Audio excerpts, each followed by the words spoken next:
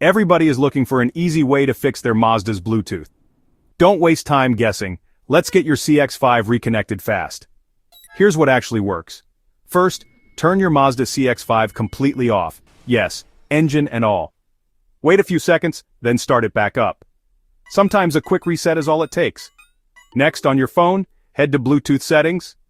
Find your Mazda in the paired devices list, and tap Forget or Remove. Then, do the same on your Mazda's screen. Delete your phone from the connection list. Now it's time to repair. On your Mazda screen, hit Add New Device. On your phone, search for Bluetooth devices and select your Mazda CX-5 when it pops up. Match the codes and confirm on both screens. Still not working? Double-check that Bluetooth is on for both your phone and your Mazda. Also, make sure your phone's software and the car's infotainment system are up to date. Updates can make all the difference.